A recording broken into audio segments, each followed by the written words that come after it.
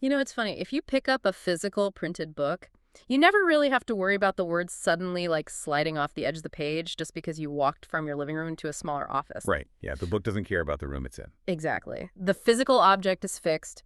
The ink is dry, right? The environment does not dictate the layout. No, not at all. But you step into the world of the modern internet, and that expectation of a reliable, fixed layout just completely evaporates. We demand our websites act like magical, shape-shifting entities. It really is magic when it works, Yeah. and a total disaster when it doesn't. Yeah, which is exactly why we're here. Today, for you listening, we are doing a deep dive into the underlying architecture of that magic trick. The entire philosophy of one site, every screen. It's such a massive topic. It is. Yeah. We're actually analyzing a slide deck from a web programming course, iTech 1030, Chapter 5, all about responsive design. We're looking at how a single solitary code base morphs to look native on a massive, ultra-wide monitor, your kitchen tablet, and the phone in your hand. And doing it all without breaking a sweat. Right, because the stakes for getting that architecture right are actually incredibly high, aren't they? Oh, absolutely. Yeah. When the underlying logic fails, it's just an immediate usability disaster. Yeah. I mean, you've been there. Yeah. You open a link on a mobile device, and suddenly you're looking at a layout that's aggressively forcing a desktop grid onto a 3-inch screen. Oh, the worst. The text is totally illegible. Right, you're squinting, the touch targets are completely overlapping, so you click the wrong thing, or you get hit with the ultimate cardinal sin of web design. A horizontal scroll. Yes, the horizontal scroll, where half the content just bleeds endlessly off the right edge of the glass, and you're swiping side to side just to read a single sentence. It is so maddening. Okay, let's unpack this, because before we even get to how a website dynamically adapts its grid, we have to look at the baseline communication between the device and the code. The foundation of it all. Right, because the absolute most critical line of HTML required to make responsive design work isn't about colors or columns at all. It's really about forcing the device to be honest about what it actually is. You're referring to the Viewport Meta Tag. Yes. Which is funny because it just sits invisibly in the head section of the HTML document. Most people never see it. It usually reads with device width, initial scale 1.0. And without that single line of code, every fluid layout technique we talk about today completely falls apart. It's crazy that one line does so much. Let's look at why that happens.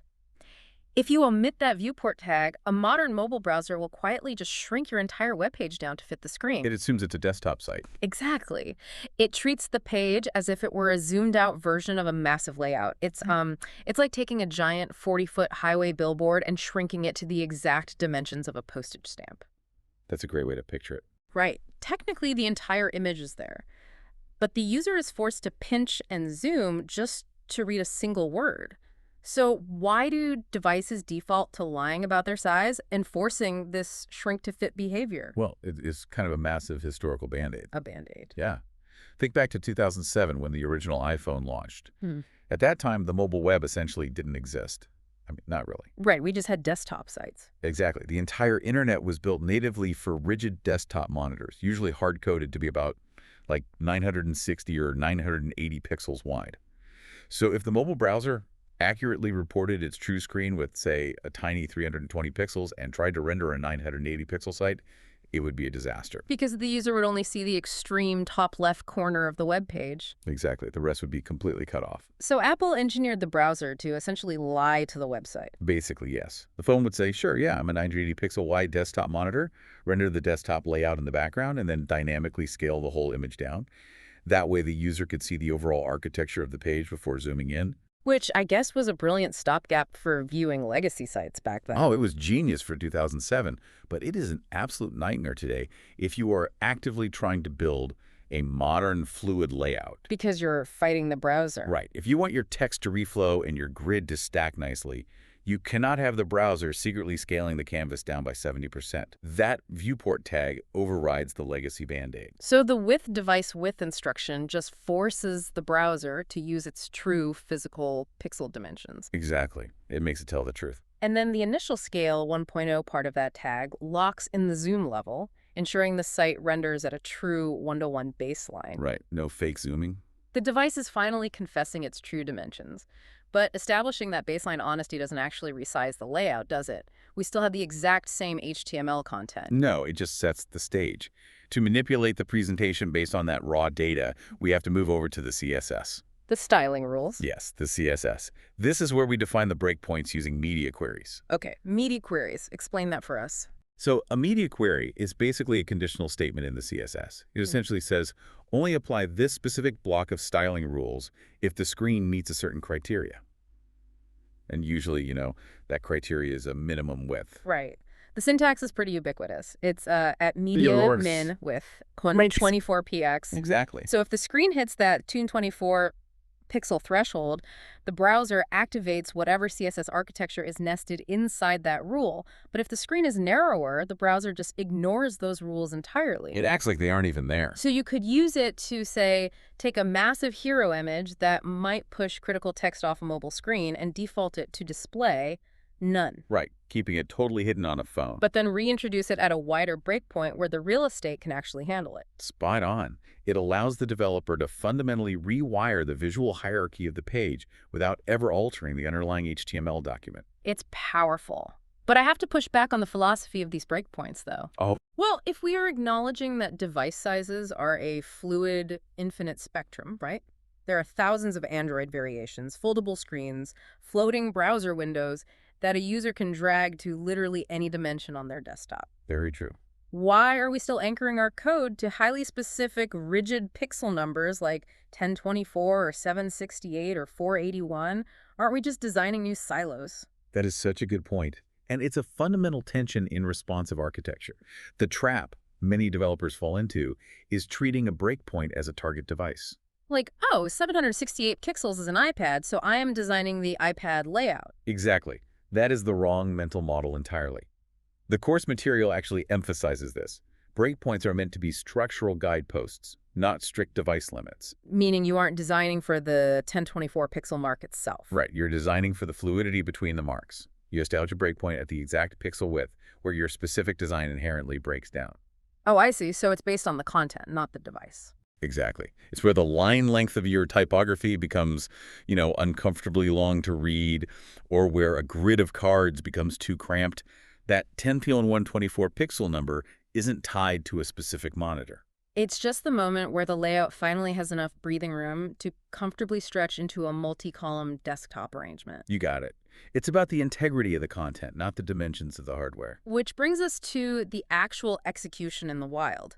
Because when you look at how this philosophy is applied, there is a massive divide between mobile-first development and retrofitting. Oh, a huge divide. Mobile first is the contemporary standard for greenfield projects. Brand new sites. Starting with a blank slate. Right. You write your absolute base CSS to serve the mobile experience first. It is inherently linear and constrained.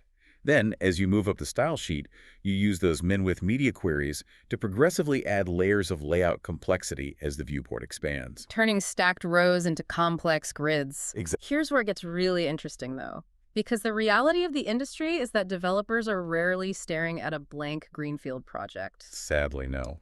They're usually hired to maintain or update sites that already exist as massive desktop-first legacy monoliths. The responsive behavior has to be retrofitted. Yes, which is a completely different skill set. I always think of it like it's the difference between weaving a brand new suit from scratch, starting with exact modern measurements, versus being handed a stiff, highly structured, tailored suit built for a specific person a decade ago. Right. And you're being told to surgically weave invisible elastic panels into the seams so it seamlessly fits anyone who puts it on. That is a perfect analogy. The retrofitting requires a completely different analytical muscle. You aren't just writing layout rules, you are actively fighting legacy code. They're hunting down hard-coded fixed widths buried deep in decades-old style sheets. Exactly. Trying to untangle specificity wars without breaking the entire global architecture. Yeah. This is actually exactly what Assignment 1 in this course asks students to do. It's a skills drill. Right. And the absolute most stubborn element in that retrofitting process is the media, the visual assets. Oh, images are the worst offenders. Because a paragraph of text is inherently fluid, right? If the container shrinks, the text just naturally wraps to the next line. But images have fixed intrinsic pixel dimensions. They don't want to bend. No. If you have an image that is 1,200 pixels wide and you load it on a 400 pixel phone screen, It refuses to wrap. It just punches right through the side of the container and triggers that catastrophic horizontal scroll we talked about. But the global fix for this is beautifully succinct. It really is. It's a single CSS rule applied to all image assets. Yeah. Max width, 100%, height, auto. It's a brilliant constraint. So max width, 100% tells the browser, look, this image is allowed to scale down as much as necessary, but it is never legally allowed to grow wider than the parent container it sits inside. Right. It forces the asset to shrink to fit the fluid grid. And the height. Auto ensures the browser scales the vertical dimension proportionally, right? Maintaining the aspect ratio so the image doesn't warp into some squished funhouse mirror version of itself. Exactly. But relying purely on that CSS rule introduces a massive user experience friction point. Ah, yes. Cumulative layout shift. The dreaded CLS. Anyone who has ever read an article on their phone knows this pain. Oh, everyone hates it. You're halfway through a paragraph, you're deeply focused, and suddenly an image finally finishes downloading from the server, pops into existence, and just violently shoves all the text you were reading halfway down the screen. You completely lose your place. Every single time. The underlying mechanics of that jump are fascinating, though. They really are. It happens because the browser's HTML parser is incredibly fast, much faster than the network. So it builds the structure of the page way before the heavy image files actually finish traveling over the network. If the CSS is simply telling the browser to make the image 100% of the width, the browser doesn't actually know how tall that image is going to be until the file arrives. Because it hasn't seen the file yet. Right. So it assigns it a temporary height of 0 pixels. It literally reserves no space. When the image finally hits the cache, the rendering engine has to violently recalculate the entire geometry of the page to make room for it. So to fix the layout shift, you have to declare the image's intrinsic dimensions directly in the HTML tag. Yes. You explicitly write width 1200 and height 800, right there in the markup. But wait, I have a question about this. Yeah. This seems like a massive contradiction. If I am using a fluid CSS rule, max width, 100% to dynamically scale the image down to my tiny phone screen, doesn't hard-coding a massive 1200 pixel width directly in the HTML just completely override the CSS and blow out the mobile view all over again? See, it would have a decade ago. Yeah. But modern browser engines have fundamentally changed how they interpret those HTML attributes. Oh, really? Yeah. They no longer treat that HTML width and height as a rigid final command. Instead, the browser engine uses those two numbers strictly as an aspect ratio calculator. Okay, so it's looking at the math, not the pixels. Exactly. It sees 1200 by 800 and immediately calculates a 3:2 ratio. The browser then looks at the CSS, sees the max width, 100% rule, measures the current screen space, and immediately draws a perfectly proportioned empty 3:2 box on the screen before the image even begins downloading. Oh, wow. So the space is permanently reserved. Yes. The HTML builds the empty frame using the ratio, and the CSS resizes that frame to fit the room. The page architecture remains entirely stable while the assets load asynchronously in the background. Stable layout, happy users. It's a perfect synthesis of structure and presentation working in tandem. That is so elegant. Okay, so the layout grid is fluid, and the images are dynamically scaling without jumping around. But what about the actual interactivity? Right. Because a beautiful layout is completely useless if the user cannot navigate it on a 3-inch pane of glass. Navigation is arguably the biggest friction point in responsive retrofitting. For sure. Because a standard horizontal row of navigation links looks fantastic on a wide desktop layout. It's the standard for a reason. But if you maintain that horizontal structure on mobile, the links either overflow off the screen or the CSS tries to squeeze them into this microscopic overlapping mess that no human thumb could ever accurately tap. Which brings us to the ubiquitous solution. The Hamburger menu. 3 stacked lines. Yes. On mobile, we rip out that horizontal row of links and replace it with a single toggle icon. The user taps it, a vertical menu expands. They tap it again, it collapses. It's the gold standard for mobile navigation. But the architecture required to actually build it is trickier, right? It requires bridging CSS and JavaScript. It does, because CSS is fundamentally a declarative styling language. It dictates what things look like based on current conditions. We can write a CSS rule that hides the navigation links by default using display. None. Right. And we can write a separate CSS class that displays them stacked vertically using, display.flex, flexDirection.column. But CSS cannot listen for a user's tap. It has no mechanism to detect a click event and switch between those two states. It is completely blind to user input. Exactly. It needs a state manager.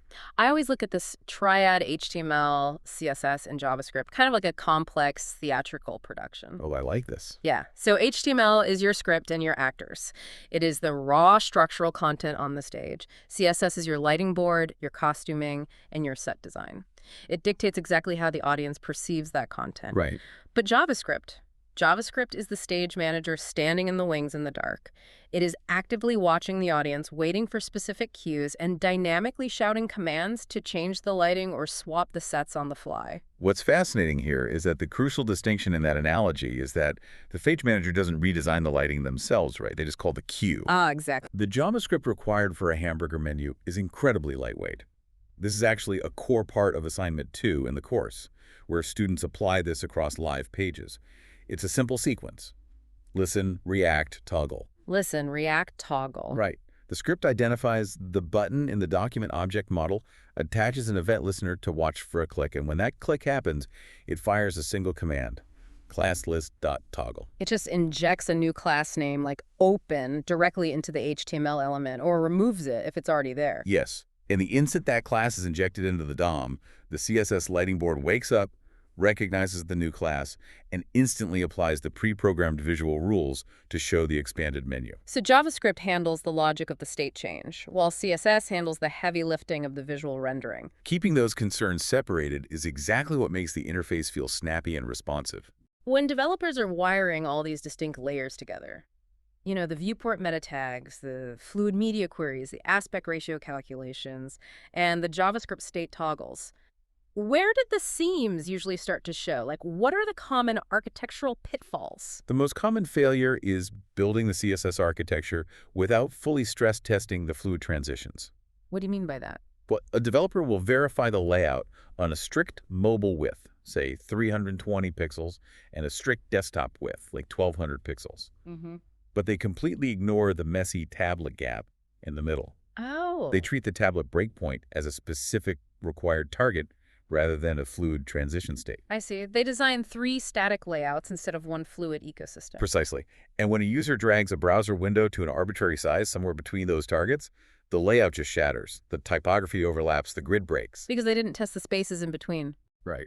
The true test of a responsive architecture is dragging that browser window from 300 pixels wide all the way to 3,000 pixels wide and ensuring the design maintains its integrity at every single micropixel in between. It really makes you appreciate how much work goes into this. And, understanding that granular architecture, knowing exactly how the viewport dictates the foundational scale, how media queries set the structural guideposts, how HTML and CSS collaborate to mitigate layout shifts, and how JavaScript acts as the silent state manager, it completely alters how you experience the internet. It really does. You start seeing the matrix, so to speak. Exactly. You stop looking at websites as rigid printed pages and start seeing them as a fluid matrix of conditional instructions. You can look at a seamless layout and appreciate the invisible choreography keeping it intact.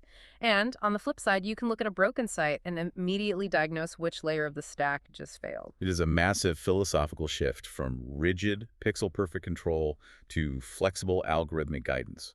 We are giving the document the intelligence to adapt itself to its environment. It's brilliant. But, if we pull the lens back, that philosophy raises a rather profound architectural question about the future. So what does this all mean for what's coming next? How so? Well, we have spent this entire conversation talking about responsive design in the context of static glass rectangles. The fixed phone, the rigid tablet, the desktop monitor. We use our CSS Media Queries and our Viewport tags to adapt to those flat planes. But hardware is undergoing a massive paradigm shift. You're talking about spatial computing and dynamic hardware. Exactly. Look at foldable devices. The user can literally alter the physical aspect ratio of the hardware mid-session. The browser is open, the user unfolds the device, and the physical viewport suddenly doubles in width dynamically. Right in the middle of reading. Yes. Or look at the looming inevitability of mixed reality in smart glasses. In an augmented reality environment, the viewport is no longer a constrained rectangle held in your hand, it is your entire field of vision. The document object model has to map itself onto the physical geometry of your living room. Wow. How do our current structural guideposts, like a 1024 pixel breakpoint, even translate when the screen is a three-dimensional AR environment dynamically interacting with physical depth. They might not. The syntax is going to have to evolve. We're already seeing the leading edge of this with CSS media features that query the environment rather than just the pixels. Like what? Things like prefers color scheme for dark mode or prefers reduced motion for accessibility. The foundational philosophy of responsive design, the strict separation of the content structure from its presentation, is highly resilient and will survive. But the syntax of how we define the boundaries of a screen is on the verge of a massive paradigm shift. The shape-shifting magic trick is about to break completely out of the 2D glass. The rules of the viewport are expanding into the physical world. It's definitely something to keep in mind the next time you are manually resizing a browser window just to watch the media queries snap the grid into place. Definitely. Well, thank you for joining us on this deep dive into the architecture of responsive design. Keep looking at the code behind the curtain.